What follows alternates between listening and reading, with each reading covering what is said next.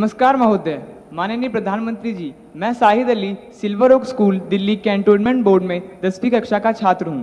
पिछले 2 वर्षों से हम अपनी पढ़ाई ऑनलाइन मोड में कर रहे हैं। इंटरनेट के इस्तेमाल से हम में से बहुत से बच्चों में सोशल मीडिया और ऑनलाइन गेमिंग की एडिक्शन सी हो गई है। इस स्थिति से बाहर निकलने के लिए क्या करें? कृपया हमारा मार्गदर्शन कीजिए। Thank you, Sahid. Honorable Sir, Kirtana Nair, a class 10 student from Thiruvananthapuram, Kerala, is plagued by the same problem and expects to receive guidance from you, sir. Kirtana's question has been received from times now. Kirtana, please ask your question. Hi, I am Kirtana from class 10 in Christava School, Thiruvananthapuram, Kerala. As we all know, our classes have shifted online during the pandemic. There is so much distraction in our homes in the form of mobile, social media, etc. Sir, so my question is, how can we improve the learning through online classes?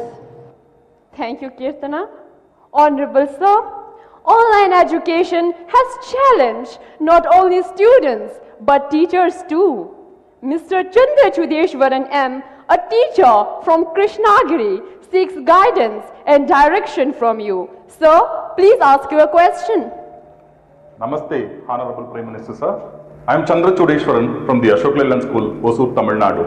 My question is, as a teacher, conducting online teaching and learning has become a challenge. How best to face it, sir? Dhanyavad, Mahoday. Thank you, sir. Honorable Prime Minister, sir, Tarun, Sahid, Kirtana and Chandra Chudeshwaran sir are all anxious about the online education has caused them to addicted to and distracted by social media during the last 2 years. Honorable sir, from different parts of the country, we have received many similar questions. Out of those, these are the selected ones that sum up everyone's concerns. I request you to please guide them, sir. मेरे मन में एक सवाल आता है कि आप लोगों ने बताया कि कहीं इधर इधर भटक जाते हैं।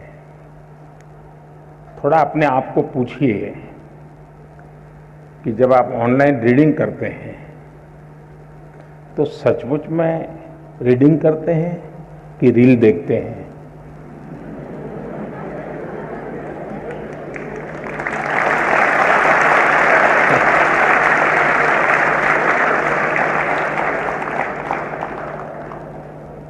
अब मैं आपको हाथ ऊपर नहीं कराऊंगा, लेकिन आप समझ गए कि मैंने आपको पकड़ लिया है। हकीकत में दोष ऑनलाइन या ऑफलाइन इसका नहीं है। आप अनुभव किए होंगे, क्लास में भी बहुत बार आपका शरीर क्लासरूम में होगा, आपकी आंखें टीचर की तरफ होगी, लेकिन कान में एक भी बात नहीं जाती होगी, क्योंकि आपका दिमाग कहीं और होगा।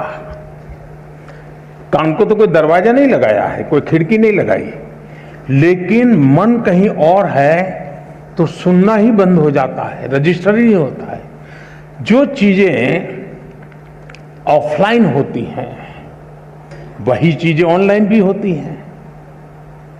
इसका मतलब है कि माध्यम समस्या नहीं है, मन समस्या है।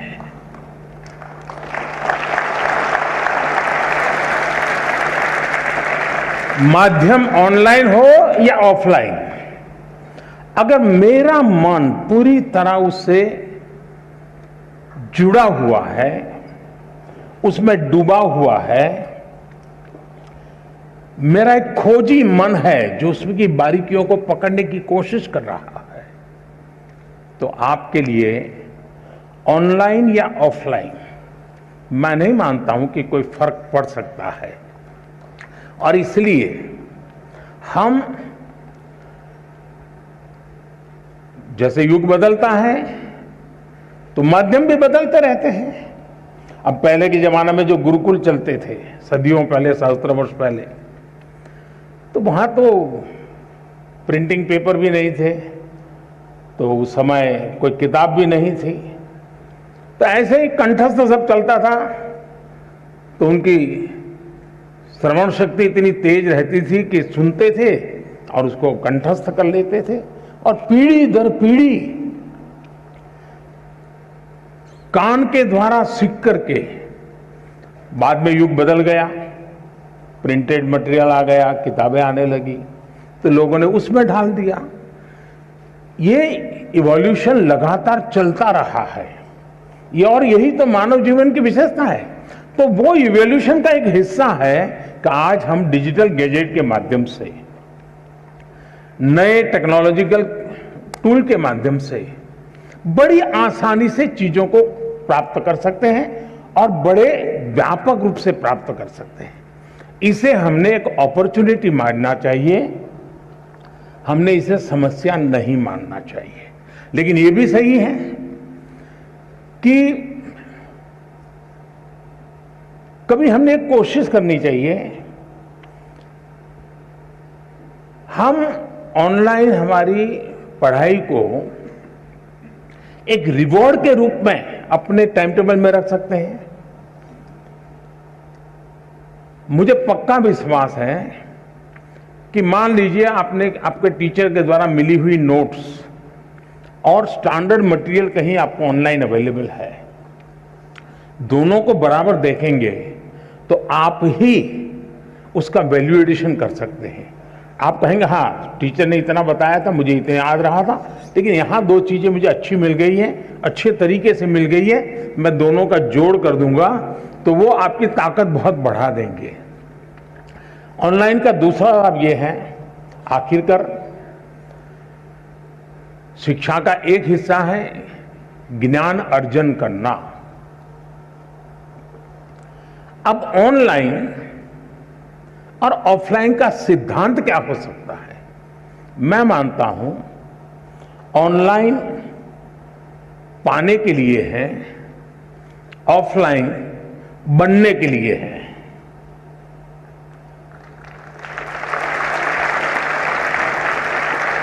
मुझे कितना ज्ञान पाना है, कितना अर्जित करना है, मैं ऑनलाइन जाकर के दुनिया के जिस छोर से जो भी अवेलेबल है मैं अपने मोबाइल फोन पर या अपने आईपैड पर ले आऊंगा, इसको मैं अंगीकार करूं। और ऑफलाइन जो मैंने वहां पाया है उसको पनपने के लिए मैं अवसर दूंगा। मैं ऑफलाइन उस जो चीजों को, मैं अब मान लीजिए यहां साउथ इंडिया के साथियों ने मुझे पूछा, आखिर में बड़ा कम करते हुए बात हुई, टीचर महोदय ने पूछा, तो मैं ये कहूंगा कि मां ऑनलाइन आपने डोसा कैसे बनता है, कौन से इंग्रेडिएंट होते हैं, क्या प्रोसेस होता है, सब देख कर लिया, लेकिन पेट भरेगा क्या? बढ़िया से बढ़िया डोसा आपने कंप्यूटर पर बना दिया, सारे इंग्रेडिएंट का उपयोग कर लिया, पेट भरेगा क्या? लेकिन वो ज्ञान अगर आपने कोशिश की और डोसा बना दिया तो पेट भरेगा या नहीं भरेगा? तो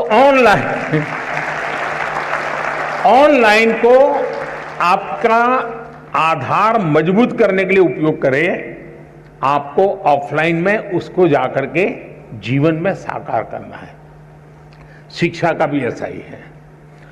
पहले आपकी जो किताब है वो, आपके जो टीचर है वो, आपका जो सराउंडिंग्स है वो, बहुत सीमित साधन थे ज्ञान प्राप्त करने के। आज असीमित संसाधन है, इसलिए आप अपने आप को कितना व्यापक कर सकते हैं, खुद का विस्तार कितना कर सकते हैं, उतनी ही चीजें आप उसको एडॉप्ट करते जाएंगे। और इसलिए ऑनलाइन को एक अवसर समझिए, लेकिन इधर उधर भटक करके काम करते हैं तो फिर टूल भी अवेलेबल है। आपने देखा होगा आपके हर गैजेट में टूल है जो आपको इंस्ट्रक्शन देते हैं, वार्निंग देते हैं, ये करो, ये मत करो, अब रुक जाओ, थोड़ी देर आराम करो, अब 15 मिनट के बाद फिर आना है तो वो 15 मिनट के बाद आएंगे। आप इस टूल का उपयोग करके अपने आप को डिसिप्लिन में ला सकते हो।